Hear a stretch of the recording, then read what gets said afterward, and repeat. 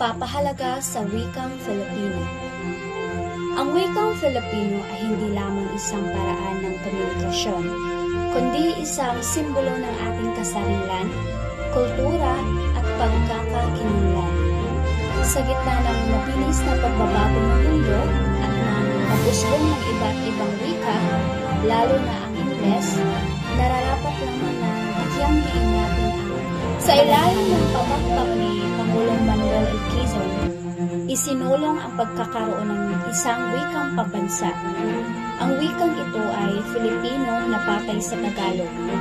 Ang pagpili ng isang pambansang wika ay may layuning magkaisa ang mga Pilipino mula sa iba't ibang rehiyon at kultura. Sa pamamagitan ng isang wikang iisa, mas magiging buo ang ating identidad bilang isang bansa.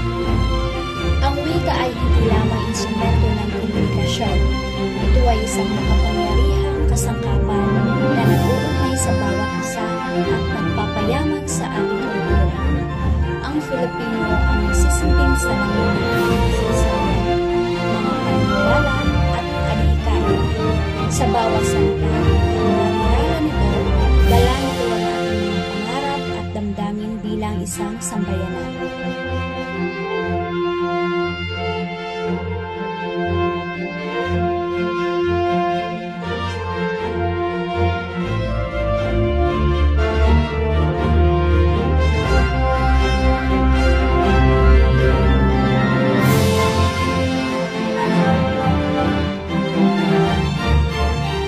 Sa gitna ng patuloy na globalisasyon, magtulungan tayong isulong ang advokasiyang pangwika. Gamitin at palaganapin ang ating wikang Filipino sa paaralan, trabaho at sa pang-araw-araw na buhay.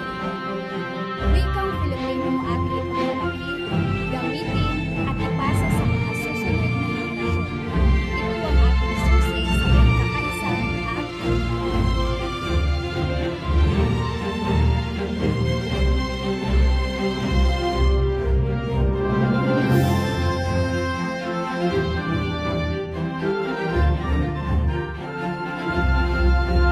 dapat tiyakin na sa bawat antas ng edukasyon mula elementarya hanggang kolehiyo ay naipapasa ang tamang kaalaman ng paggamit ng Filipino.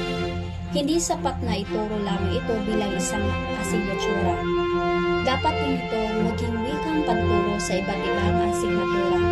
Halimbawa, bakit hindi gamitin ang Filipino sa pagturo ng agham at matematika? Ang mga konsepto ng agham at teknolohiya ay dapat na ipaliwanag sa wikang mas maintindihan at mas nakakalaman. Kung ang Filipino ang magiging pangunahing wika ng diskurso sa edukasyon, iyan ang mas magiging bukas at abot kamay ang kaalaman para sa lahat. Ang wika ay hindi lamang instrumento ng komunikasyon. Ito ay isang makapangyarihang kasangkapan na nag-uugnay sa bawat isa at nagpapayaman sa ating kultura.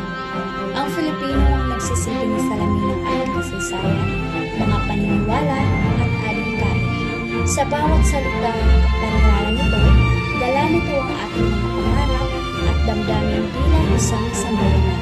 Tandaan natin, ang wika ay buhay at tayo ang magsisilbing tagapag-ingat at tagapagtaguyod nito. Sa bawat pagkakataon, gamitin natin ang Filipino na may